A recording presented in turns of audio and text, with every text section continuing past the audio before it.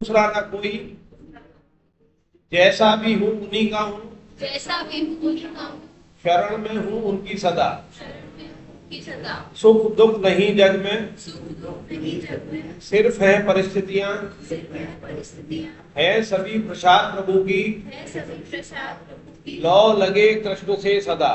लौ लगे कृष्ण से सदा। सच्चिदानंद रूपाय विश्वोत्पत्त्यादि हेतवे तापत्रय विनाशाय श्री कृष्णाय वयं नुमः।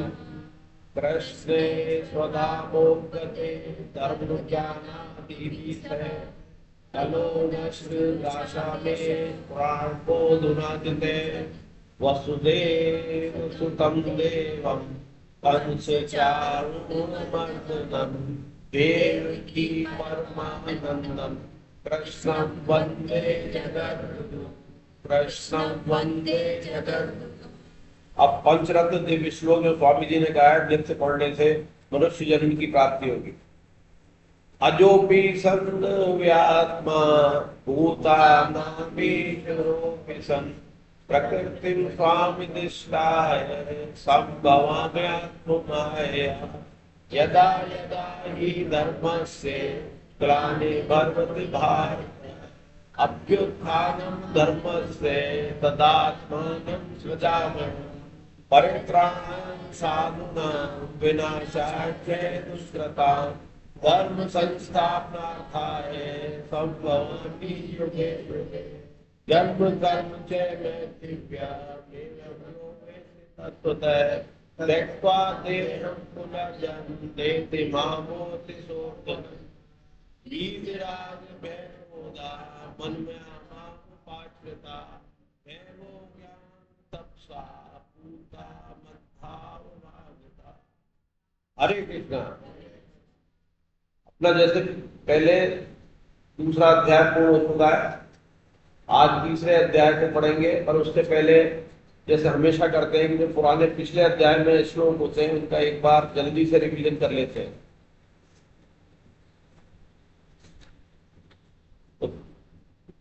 तो 2/54 से हमने पिछले अध्याय में देखा था। तो इसमें स्थित प्रज्ञ स्थित बुद्धि वाले मनुष्य के बारे में जो अर्जुन प्रश्न पूछते हैं कि हे केशव, परमात्मा में स्थित स्थिर बुद्धि वाले मनुष्य के क्या लक्षण होते हैं, वह स्थिर बुद्धि वाला मनुष्य कैसे बोलता है, कैसे बैठता है और कैसे चलता है, अर्थात व्यवहार करता है। तो भगवान कहते हैं, हे प्रथानंदन, जिस काल में साधक मन में आई संपूर्ण कामनाओं का भली भांति त्याग कर देता है, अपने आप में संतुष्ट रहता है, उस काल में वह स्थिर बुद्धि वाला कहा जाता है। 56-57 पढ़े। 56-57 कौन पढ़ेगा? दोनों पढ़े हिंदी में। आप पढ़िए माइक दो।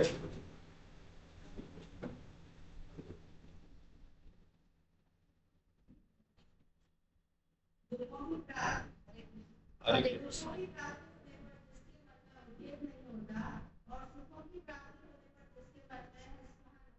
होती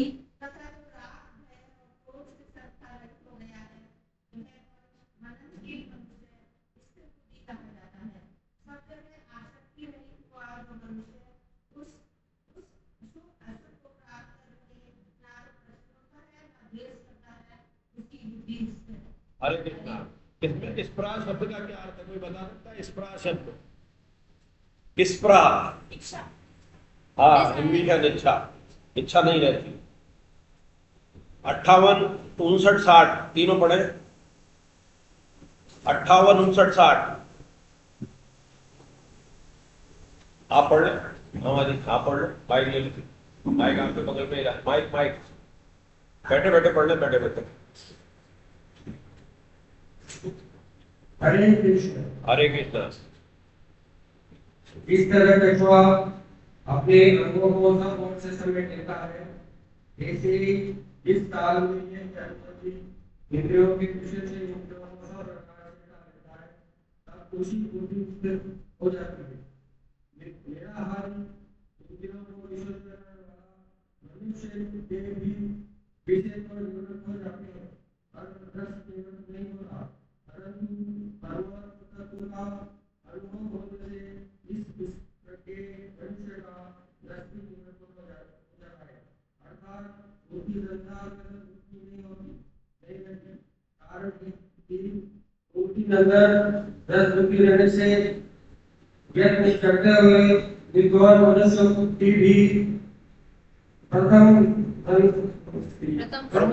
की इंद्रियां उसे बल को कर लेती है। हरे कृष्णा। इसमें ये बताया है कि जैसे कछुआ इंद्रियों जैसे अंदर अपने को समेट लेता है, अपने अंगों को समेट लेता है मुसीबत आने पे, उसकी बुद्धि स्थिर हो जाती है। निराहारी का अर्थ है इंद्रियों को विषय से हटाने वाले। निराहारी मतलब इंद्रियों के जरिए जो आहार न करें, उसके लिए निराहार शब्द का प्रयोग हुआ है। तो मनुष्य के विषय तो निवृत्त हो जाते हैं पर रस निवृत्त नहीं होता। जैसे पिछली कक्षा में भी था कि रस बुद्धि हमारी बनी रहती है, और रस बुद्धि होने का दुष्परिणाम ये होता है कि जब भी उस विषय का हम चिंतन करते हैं और चिंतन करते ही फिर हमारे मन के अंदर उसके प्रति आसक्ति जागृत होती है। आसक्ति में से कामना उत्पन्न होती है, जो आगे के श्लोक में आ रहा है, और कामना में अवरोध होते क्रोध आता है, और अगर कामना पूर्ण होती जाती है तो लोभ आता है। तो दोनों ही हमारी बुद्धि को और लेते हैं। लोभ हो चाहे वो कामना में बाधा आने पर क्रोध आए, तो उसके लिए क्या है कि हमारी जो रस बुद्धि है वो निवृत्त होनी चाहिए। और रस बुद्धि निवृत्त होने का इसी श्लोक में साधन भगवान बता रहे हैं कि परमात्म तत्व का अनुभव होने से इस स्थित प्रज्ञ मनुष्य का रस भी निवृत्त हो जाता है। परमात्म तत्व का मतलब है जो हम हैं अंदर, हम स्वयं हैं, और स्वयं का जो रिश्ता परमात्मा से है, उसका जब हमें आनंद होने लगता है, और साकार रूप में भी जब भगवान का हम स्मरण करते हैं और उसकी लीलाओं का ध्यान करते हैं, तो हमें जो उसका आनंद मिलता है, जैसे रास हो रहा है भगवान का, जैसे भगवान की मूर्ति का विग्रह देख रहे हैं, अगर देखते राधा कृष्ण है या बाकी बिहारी जी है, जब उसकी मूर्ति को निहारते हैं तो उसके सामने संसार का कोई सा भी सौंदर्य हमें फीका लगने लगता है। तो रसबुद्धि का एक तो निवृत्त होना होता है कि रसबुद्धि न रहे, या वो रसबुद्धि में परमात्मा ही समा जाए। इंद्रियों का या तो दमन करे, दमन बहुत मुश्किल है, तो उसको मोड़ लिया जाए। तो मोड़ने से जो रस हमेशा आएगा वो भगवान की तरफ मुड़ जाएगा। तो हमारे लिए जो हम कर्मयोगी है, कर्मयोगी को कर्म में करना भी पड़ता है, इसलिए रजोगुणी होने के कारण कर्मयोग हमारे लिए श्रेष्ठ है। भगवान ने आगे भी जो तीसरा अध्याय जब चालू होगा तब अर्जुन प्रश्न पूछेंगे कि कर्मयोग में बुद्धि हो गए, बुद्धि योग ज्ञान योग बढ़िया है, तो हमें कर्मयोग में क्यों लगाते हो? आगे अभी तीसरा अध्याय जब चालू होगा तो यहाँ तक सबके समझ में आ गया कि रस बुद्धि, और रस बुद्धि कहाँ रहती है? रस बुद्धि रहती है जो जड़ और चेतन है उसकी ग्रंथि के बीच में। जड़ मतलब मन बुद्धि अहंकार शरीर संसार सारे भूत जितने भी ये जड़ है, और चेतन कौन है? जो स्वयं है हमारे अंदर, जो हम देख रहे हैं बचपन से बूढ़े होते आ रहे हैं, देखते आ रहे हैं अपने आप को, जो देख रहा है वही चेतन है, वही स्वयं स्वरूप है, और वही परमात्मा से जुड़ा हुआ है। वो परमात्मा का अंश है और शरीर संसार का अंश है। लेकिन तकलीफ ये होती है कि शरीर संसार के अंश से आत्मा अपने आप को जोड़ लेती है, उसे अपना मान लेती है, और अपना मानने के कारण ही वो जीवात्मा में बंधन हो जाता है। अगर वो अपने को परमात्मा से माने और शरीर को संसार में भोग उपयोग सब करने दे, लेकिन उसे अटैचमेंट मत रहे, बाहर से अटैचमेंट दिखाए और अंदर से अनअटैच्ड है, असंग रहे, ये सबसे बड़ी युक्ति है। और रस बुद्धि रहती है हमारे जड़ और चेतन के बीच में, जो पिछली कक्षा में आई और इसमें अर्थ में लिखी भी हुई है, वो रहती है चिज्जड़ ग्रंथि में। चिज्जड़ मतलब चेतन और जड़ के बीच की ग्रंथि, वो बहुत सूक्ष्म होती है, जिसमें हमारा अहं छुपा होता है। वो अहं होता है कि रात की 6 घंटे की जब नींद गहरी ले रहे हैं, रात के 2 बजे गहरी नींद में हम, लेकिन हमारे नाम से कोई हमें पुकारता है तो 1-2 आवाज में हमारी नींद खुल जाती है, और अगर कोई दूसरी आवाज होती है तो हमारी नींद नहीं खुलती। यानी कि वो अहंता का भाव। आप आगे आ जाइए, कमेटी आगे बैठिए, आगे आ जाइए जल्दी, और आपके लिए कूलर चालू कर दिया गया है, उसका आनंद आपने। तो चिज्जड़ ग्रंथि का मतलब चेतन और जड़ के बीच में जो रस बुद्धि है, रस बुद्धि में क्या अहंता छुपी हुई है, और अहंता के अंदर ही सुख आ सकती है, मान बढ़ाई है। पूरी जिंदगी हम नोट करें, हमारी पूरी जिंदगी 2 चीजों में बीत जाती है, सुख लेने में और मान लेने में। जहां सुख में अवरोध आया, हमें दुख होगा, और जो भी उसका कारण होगा वो हमारा दुश्मन होगा। और हमारे मान के बीच में कोई आया, मान जो दे रहा है हमें, तो हमारा खास है, और उस चक्कर में लुट भी जाते हैं। 2 तरह से लुट रहे हैं, यहाँ तो संसार में लुट रहे हैं, वो आपसे कुछ न कुछ ले जाएगा, और जब मान के अंदर आप यहाँ लुट गए तो परमात्मा से दूर हो गए। परमात्मा से दूर हो गए क्योंकि आपने अपनी मान बढ़ाई ले ली, तो परमात्मा तो गौड़ हो गया ना। तो हम दो जगह लुटते हैं और दो जगह वो रसबुद्धि होती है, अहंता में छुपी हुई जो चिज्जड़ करती है। गीता वहां अटैक कर रही है, हमारी कमजोरी पर अटैक कर रही है। पूरी जिंदगी हम अपने मान में, अपमान में और सुख में निकाल देते हैं, लेकिन हाथ कुछ नहीं आता। जहां सुख देखते हैं वहीं दुख मिलता है, क्योंकि सुख सांसारिक जो है वो संबंध जन्य, पदार्थ जन्य, किसी पदार्थ से जुड़ा होगा। जैसे अभी कूलर चल रहा है, आनंद मिल रहा है, अभी आधा घंटे के लिए लाइट चली जाए, वही दो मशीन है। गीता में मन कम लगेगा, बार बार लाइट पे ध्यान जाएगा। तो ये क्या है? सुख आ सकती है। कहीं भी हम गीता पढ़ने जा रहे हैं, वृंदावन घूमने जा रहे हैं, कहीं भी जा रहे हैं, तीर्थ यात्रा में जा रहे हैं, तो पहले देखेंगे कमरा कैसा है। सर्दी के दिन है तो गीजर है कि नहीं, गर्मी के दिन है एसी है कि नहीं कमरे में, लाइट आती है कि नहीं, मथुरा शहर में लाइट चली जाती है, देखते भैया तेरे जनरेटर है कि नहीं। तो होटल में जाके सबसे पहले भगवान के दर्शन कौन है? अपनी सुखाशक्ति ज्यादा है। और मथुरा वृंदावन की परिक्रमा करते हुए, दर्शन करते समय आपको कोटा का कोई व्यक्ति मिल गया और उसने आपको नमस्ते कर दिया, अरे साहब आप तो राम मंदिर वाले, कन्हैया भूल गए, आनंद आ गया, आनंद आ गया। देखो वृंदावन में भी हमें, मथुरा में भी हमें पहचान लिया गया। वो है रसबुद्धि, वो है छिज्जड़ ग्रंथि। और भगवान कह रहे हैं वो किससे निवृत्त होती है? परमात्म तत्व के प्राप्त होने। और परमात्म तत्व प्राप्त करना सबसे सरल काम है संसार। संसार में अगर सबसे सरल काम है भगवान की प्राप्ति, और संसार में सबसे कठिन बल्कि असंभव कह लो वो है संसार को प्राप्त करना, क्योंकि संसार प्राप्त हो ही नहीं सकता। जो नित्य बदल रहा है वो क्या आपके हाथ आएगा? तो जो नित्य बदल रहा है उसको पकड़ने पूरे जिंदगी निकाल देते हैं, और वो भी इस मनुष्य जीवन का। और हमें अकल आती है इस उम्र में भी, पर इस उम्र में भी आ जाए तो कोई बात नहीं। इस उम्र में आने के बाद भी, जैसे अटवांग ऋषि की कहानी आती है ना, अटवांग राजा की, 48 मिनट में उनको राज्य प्राप्त हो गई। तो हमारे पास तो बहुत समय है, बहुत समय। अगर एक गीता की क्लास में भी एक अगर अक्षर हमारे लग गया, या कोई आचार्य नहीं है, कोई साधक नहीं है, अब भी ऐसे ही बैठते हैं। कल की क्लास थी धीरज खन्ना जी की, धीरज खन्ना जी कल एब्सेंट थे क्योंकि वो कल दिल्ली में थी कार्यशाला, उसके अंदर इन्वॉल्व थे। तो हम सब कल साधक जो थे कल की क्लास में सभी आचार्य, और सभी आचार्य ने हमने पूरा दूसरा अध्याय करा, जो उसका जो असाइनमेंट है वो करा, जो अभी करेंगे अब। तो हम सब एक स्तर पर है। अब कौन कब छलांग लगा जाए कोई भरोसा नहीं है। जो इस कक्षा में सबसे कम आ रहा है, सबसे पीछे बैठ रहा है, हो सकता है छलांग का मौका उसे मिल जाए और वो छलांग लगा दे, और हम अपनी एक तुष्टि में ही रह जाएं कि मैं तो बहुत गीता का ज्ञानी हूँ, मैं आचार्य हूँ, मैं बहुत बड़ा साधक हूँ, मैंने इतनी बार क्लास अटेंड कर ली, मैंने इतने सेमिनार अटेंड कर लिए, मुझे बहुत ज्ञान है। तो ज्ञानी की दौड़ में कई बार दिक्कत हो जाती है, गलत दिशा में चली जाए तो बहुत नुकसान होता है। और अज्ञानी की दौड़ बहुत दूर, कम दूर तक जाएगी, और कम दूर में अकेला जाएगा जल्दी लौटे आएगा। पर ज्ञानी का भार बहुत मुश्किल है हर तरह से। तो ये अपने 58, 59, 60 हो गए, 61, 62, 63 का आधार 58, 59, 60 ही था। अब 61, 62, 63 अब अर्जुन नहीं पढ़ेंगे, बहुत दिनों में क्लास में आए, आपने पहले पढ़ लिए 61, 62, 63। माइक लो, हिंदी में, हिंदी हिंदी, अरे पढ़ना, मौन है क्या, मौन हो गया है?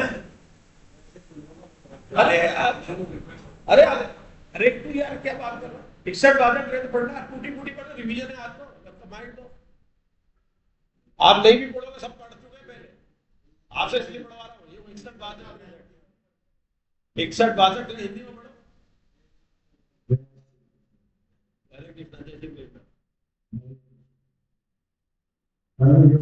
साधक उन सब इंद्रियों को वश में करके मेरे ध्यान होकर बैठे, क्योंकि जिसकी इंद्रियां वश में है उसकी बुद्धि स्थिर है। विषयों का चिंतन करने वाले मनुष्य की उन विषयों में आसक्ति पैदा हो जाती है। आसक्ति से कामना पैदा होती है, कामना से बाधा करने पर क्रोध पैदा होता है, क्रोधित होने पर समोह यानी मूल भाव हो जाता है, समोह से स्मृति भ्रष्ट हो जाती है, स्मृति भ्रष्ट होने पर बुद्धि विवेक का नाश हो जाता है, बुद्धि का नाश होने पर मनुष्य का पतन हो जाता है। जैसे रसबुद्धि को दूर कैसे किया जाए इसका उपाय बताते हुए कहते हैं भगवान यदि रसबुद्धि को दूर नहीं करेंगे तो विषय चिंतन मात्र से साधक का सर्वनाश कैसे हो सकता है। तो जो अभी अपन ने चर्चा करी उसी का 61, 62, 63 आ गया। क्योंकि पहले भगवान ने पहली लाइन में कह दिया कि कर्म योगी साधक उन संपूर्ण इंद्रियों को वश में करके मेरे परायण होकर बैठे। तो पहले सवाल आता है कि वश में इंद्रिया आ जाए, और दूसरी लाइन होती है परायण। परायण मतलब भगवान के आश्रित होना। ये पहली बार शब्द इस्तेमाल आया जब मत प्रय करके संस्कृत में पहले श्लोक में दिया है। तो मत प्रय का अर्थ परायण है। तो भगवान सकाम से निष्काम की यात्रा कराते हुए और फल की आसक्ति और फल की इच्छा का त्याग कराते हुए हमें भगवान परायणता की तरफ ले जाएंगे। 18वें अध्याय तक अनुभव करेंगे। आखिरी का जो श्लोक भगवान बोलेंगे उसमें ये बोलेंगे 18/63 या 64 है कि सारे धर्मों का आश्रय छोड़कर तू मेरा आश्रय ले ले। ये श्लोक भी बहुत महत्वपूर्ण है और मिसकोटेड है। जैसे 2/47 मिसकोटेड था ना कि कर्म किए जा फल की इच्छा मत कर, जबकि उसका अर्थ ये नहीं था। उसका ये था कि कर्म करने में तेरा अधिकार है, फल का हेतु मत बन, फल में तेरी अधिकार नहीं है। तो इसमें धर्म का सारे धर्मों के छोड़ने का अर्थ क्या है? धर्मों को छोड़ना नहीं है। आप जिस धर्म में हो, वर्णाश्रम में हो, कर्म में हो, पति हो, बेटा हो, जो भी हो, व्यापारी हो, चिकित्सक हो, यहाँ बैठे हो, साधक हो, तो वो धर्म आपको धर्म की तरह निभाना है। धर्म मतलब जो मर्यादित है, उस धर्म को अगर भगवान भी आते हैं और जिस तरह से निभाते हैं, अगर हमने उसको निभा लिया और उसका आश्रय नहीं लिया, आसक्ति नहीं की, उसकी कोई इच्छा नहीं की, निष्काम करते हुए किया, और आश्रय किसका रखा? भगवान का। तो सारे धर्मों का आश्रय छोड़ने को कहा, धर्म छोड़ने को नहीं कहा। जबकि इसका अर्थ गलत लगा लिया जाता है कि भगवान तो सारे धर्म छोड़ने को कह रहे। कहां कह रहे? कर्तव्य कर्म से तो भगवान अपने आप को मिलाने से कह रहे हैं। जो कर्तव्य कर्म करता जाए, बाकी चिंता मत कर। और एक लाइन और आती है जो मुझे याद आ रही है कि जो आपका कर्तव्य कर्म है, जो भी आपका कर्तव्य कर्म है, वो दूसरे का अधिकार है। आपका कर्तव्य कर्म आपका अधिकार नहीं है। जैसे मेरा साधक के रूप में, साधक यानी सुनना मेरा अधिकार है, तो मुझे यहां से बोलना, तो ये मेरा कर्म है, मेरा अधिकार नहीं है। अधिकार आपका है कि अब मैं आपके लिए बोलूं।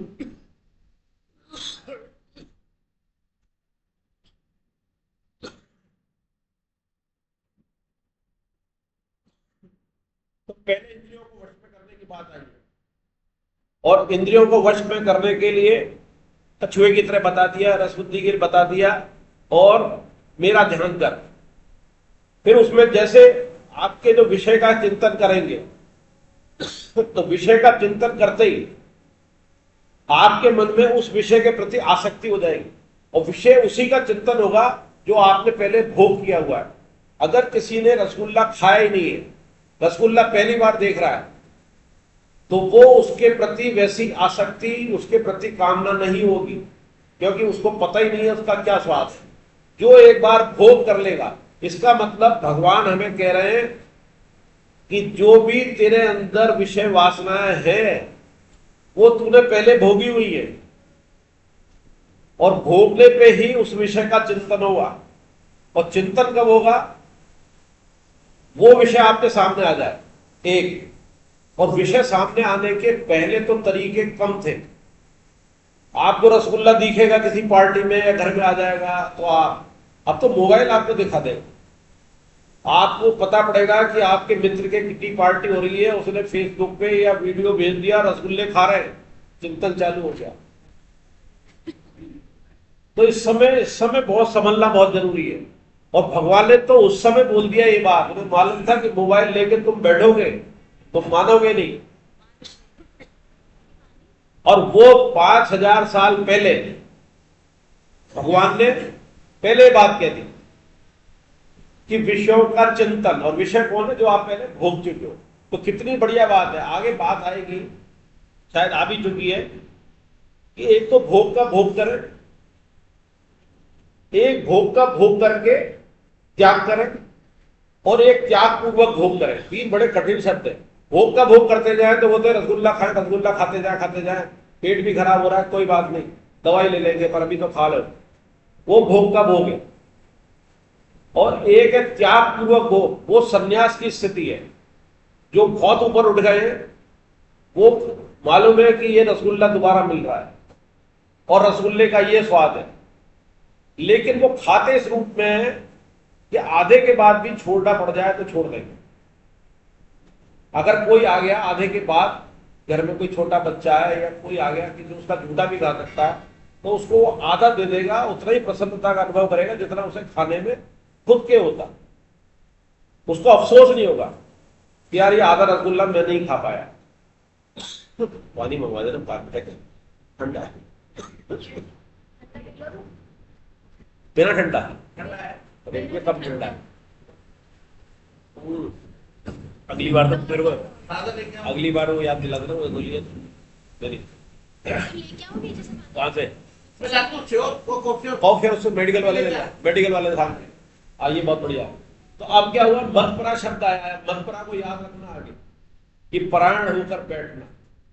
अब क्या होगा कि आपके काम आसक्ति हुई, आसक्ति से कामना हुई, कामना में बाधा लगी तो क्रोध आया, क्योंकि आप देखें कि आपकी रसगुल्ला आप खा रहे हो और कोई आपको डांट लगा दे बड़ा, या छोटा छीन के ले जाए, जबरदस्ती मांग के ले जाए, आप देना नहीं चाहते क्योंकि आपके अंदर भोग का भोग है, भोग का भोग है, त्याग वाला भोग नहीं है, त्याग पूर्वक भोग नहीं कर रहे, तो आपको क्या होगा, क्रोध आएगा।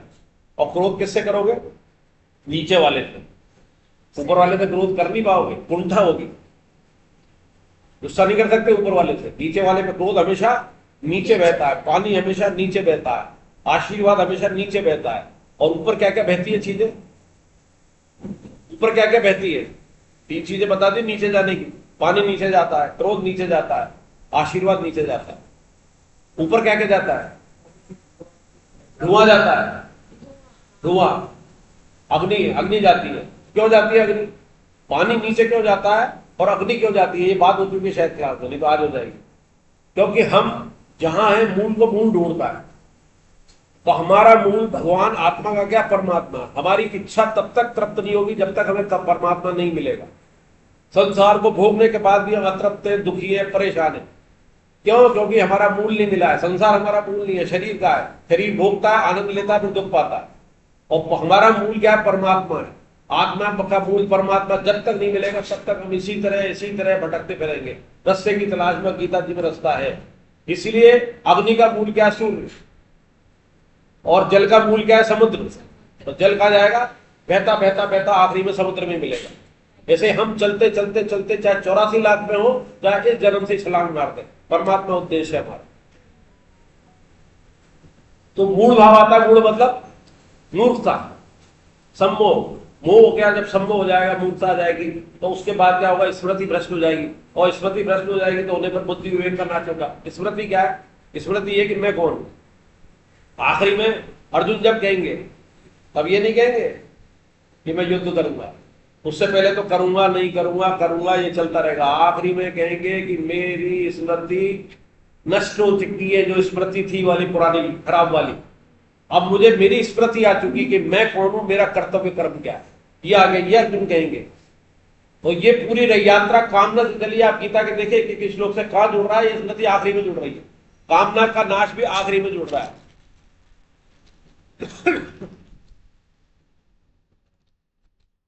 तो स्मृति से बुद्धि विवेक का नाश हो जाएगा। बुद्धि विवेक क्या है, हालांकि ये बुद्धि के ब्रैकेट में विवेक दिया है। बुद्धि अलग है, मन बुद्धि अहंकार तक तो जड़ है, और विवेक चेतन है। और विवेक का क्या काम है, हमने शुरू में पहली क्लास में समझा था। विवेक जो सत और असत का भेद करा दे कि ये संसार अलग है और मैं अलग हूं, ये विवेक है। लेकिन चूंकि विवेक बुद्धि पर टिका हुआ है, बुद्धि अगर दृढ़ निश्चय कर लेगी तो विवेक जागृत हो जाएगा। इसलिए दृढ़ निश्चय करने के लिए हम क्या करते हैं, हमारी क्लास में क्या कराया जाता है, 7 बार लिखना। अगर दृढ़ निश्चय हो जाएगा बुद्धि के अंदर तो विवेक में काम करेगा।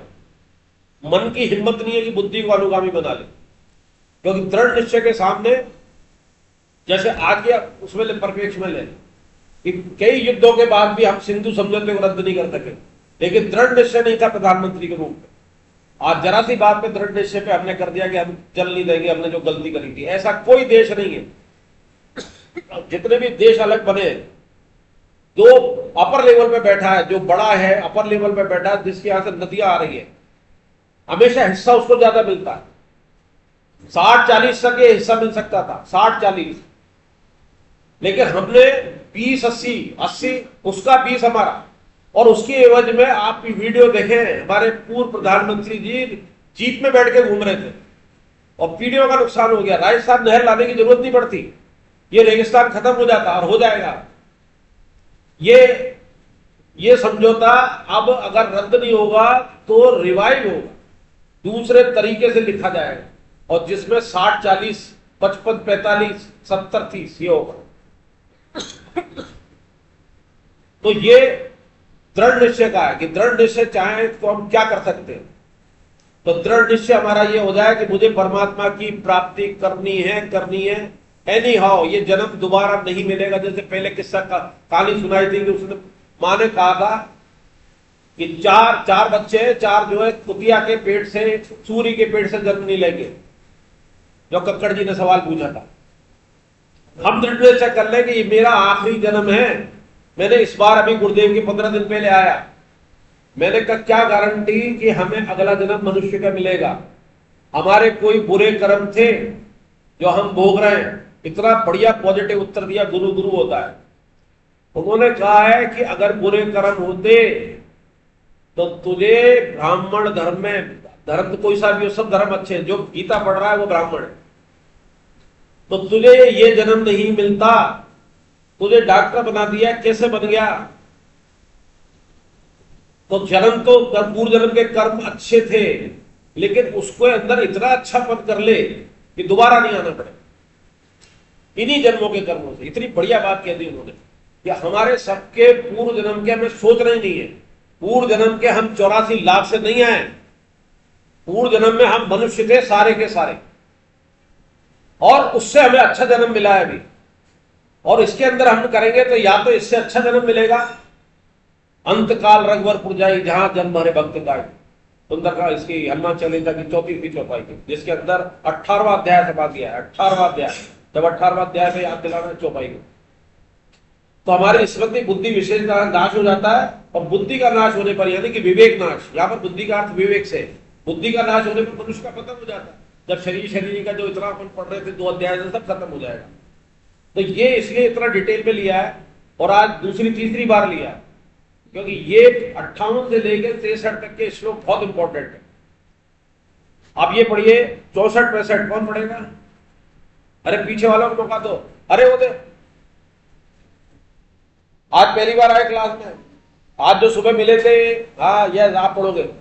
किताब लाए हो ना? हाँ दे दो, 64 किताब दे दो इनको, 64-65। आप प्रश्न खड़े हो, प्रश्न ले लो।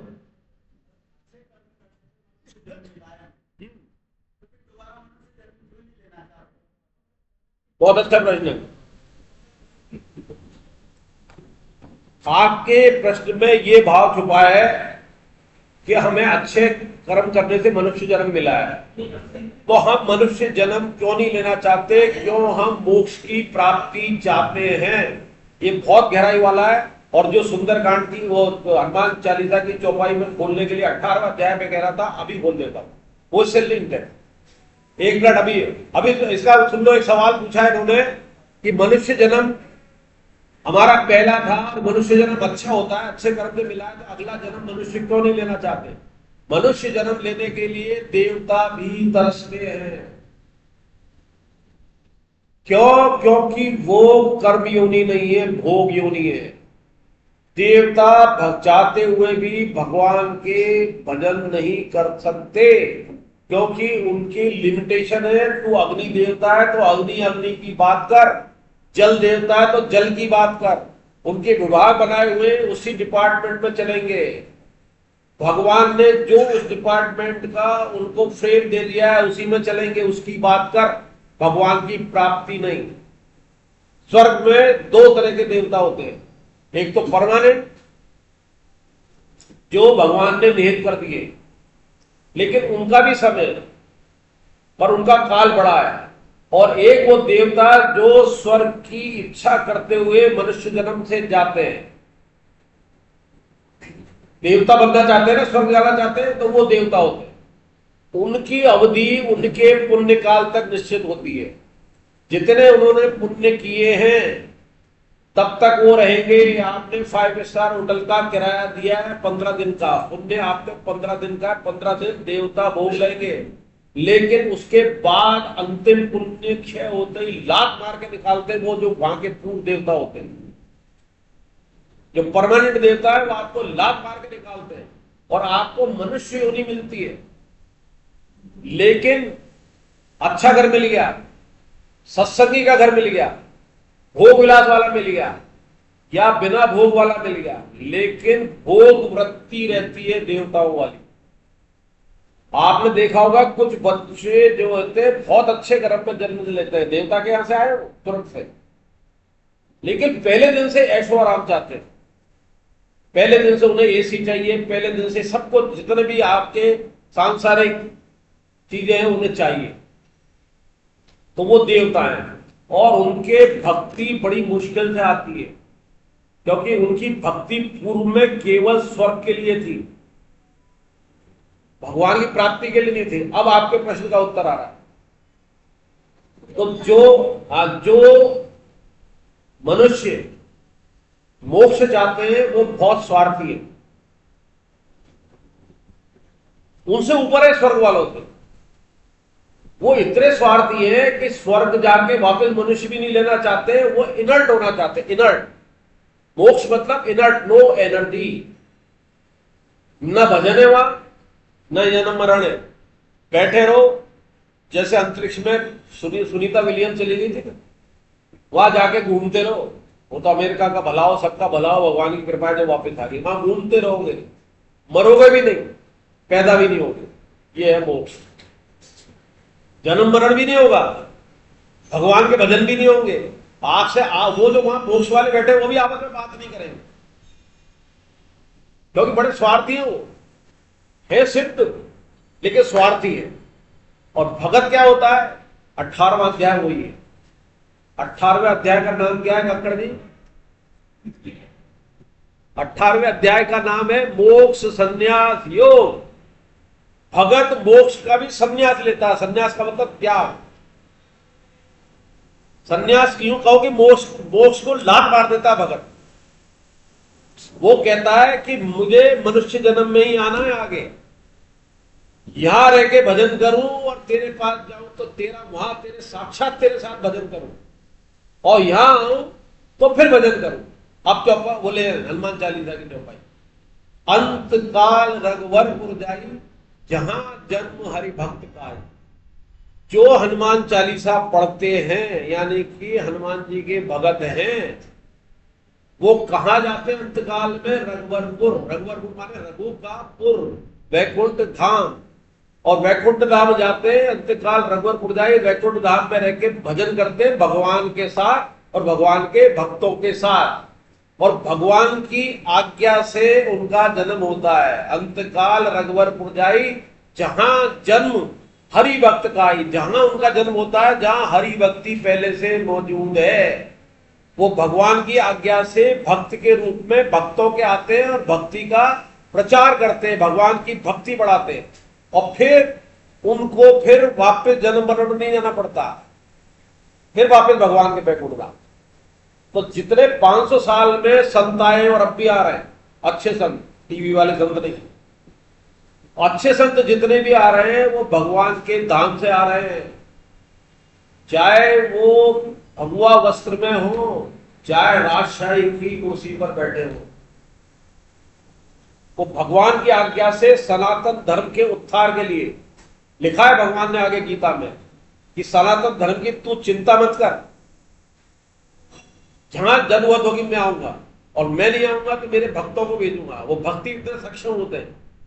आगे ना दिल्ली में बैठा, एक यूपी में बैठा, पूरा विश्व कांपने लगा इनसे, और इससे रूह कांप रही है उनकी कि ये यूपी वाला अगर दिल्ली आ गया तो क्या होगा। तो ये भगवान के क्या कहलाएंगे? पार्षद।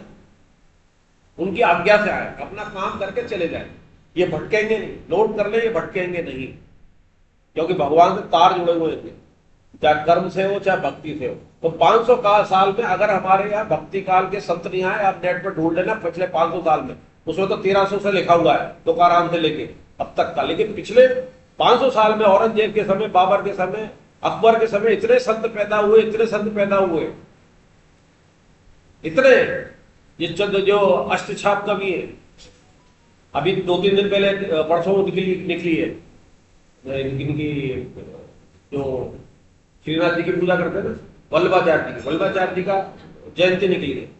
उनके अष्टछाप कवि थे। अष्टछाप कवि खोलना नेट पे, अपने को पता ही नहीं अष्टछाप कवि का, आपने डिटेल पढ़ लिया तो आपको रोना आ जाएगा। भक्तमाल किताब ले लेना, 3 आती है गीता प्रेस की, एक में भक्त चरितांक है, जो जिसमें 50 साल तक के भक्तों के बारे में लिखा है। उसको पढ़ेंगे तो ऐसा लगेगा इनके साथ हुआ, हमारे साथ क्यों नहीं हो सकता? हो सकता है, भगवान तो तैयार बैठा है, उसको कोई पुकारे मन से। तो ये आपका उत्तर मिल गया। तो इसलिए मनुष्य जन्म चाहना है थ्रू भगवान के, अपनी चाहना तो नहीं। इस कामना से कर्म करेंगे, मनुष्य जन्म मिल जाए तो वैकुंठ धाम के बिना मिलता रहेगा आपको। आप कर्म करते जाइए, अभी आएगा रजो सतो तमोगुण। सतोगुण के ऊपर वाले सतोगुण का करते जाइए, सतोगुण के ऊपर छलांग मत लगाना, छलांग लगाए तो मोक्ष मिल जाएगा या आपको वैकुंठ धाम मिल जाएगा। लेकिन सतोगुण आप करते करते करते आप मनुष्य जन्म के तो अधिकारी रहेंगे। लेकिन जहां एक गलती हो गई फिर 84 में, और वैकुंठ धाम वाले में गलती होने पे भगवान रक्षा करता है, उनको योग भ्रष्ट मानता है, वो आगे आएगा। योग भ्रष्ट की मैं रक्षा करता हूं, उसकी भक्ति की मैं रक्षा करता हूं। तो ये बहुत अच्छा सवाल, भी बहुत अच्छा था। अब आप 64-65 पढ़िए, पर्चे दे दीजिए। आप पहली बार आए, रजिस्ट्रेशन तो पूरा पहले से ही है।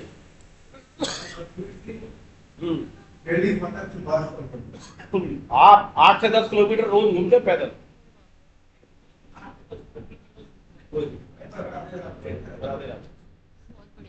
और एक और बात बता दो, बहुत सरल है ये, मैं 25-30 साल से जानता हूं। रोगी के और डॉक्टर के रूप में इनसे रिश्ता है। इन्होंने घर में अपनी कई मौतें देखी है, इनके भाई की, इनकी पत्नी की डेथ इतनी अकस्मात हुई, मैं भी अचंभित था। और ये गिरराज जी की प्रतिमा लगाने जाते थे, 4-5 दिन बाद कोई बीमार पड़ा के होता है। तो इन्होंने एक लाइन दी कि राधे रानी की इच्छा थी कि वो मेरे यहाँ के भक्ति करें, वहां चलिए। तो मुझे लगा कि ये जीते भी है। 6-7वें दिन पत्नी आज से 5-7 साल पहले चली गई, बच्चे बीच की अवस्था में थे, शादी भी करी है इन्होंने। तो ये लाइन कह दे कि वो राधे रानी की इच्छा थी, राधे रानी ने बुला ली, अब वो वहां भक्ति करेगी। राधे रानी चाहती थी मेरे साथ भजन।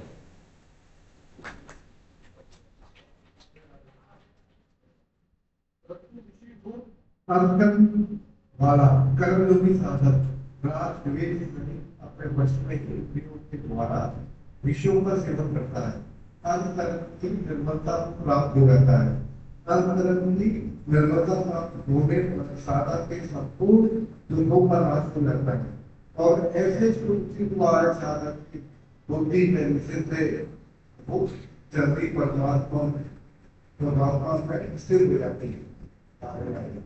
राधे राधे। इससे पहले एक अपनी पिछली क्लास में, क्योंकि पिछली क्लास में बहुत से लोग नहीं थे और रिवीजन भी हो जाएगा, एक ABCD फार्मूला था। कोई एक जना खड़ा होकर ABCD देख, किताब में देख के ही बता सकता है, ठीक इसके ऊपर लिखा हुआ है ABCD अर्थ के साथ क्या समझ में आया, कोई बता सकता है? तुम बताओगे प्रज्ञा, ABCD पिछली क्लास में थी ना, तुम आगे बताओ। ABCD अपने आप को भक्ति से जोड़े रखने के लिए ABCD, A फॉर माइक, तो माइक,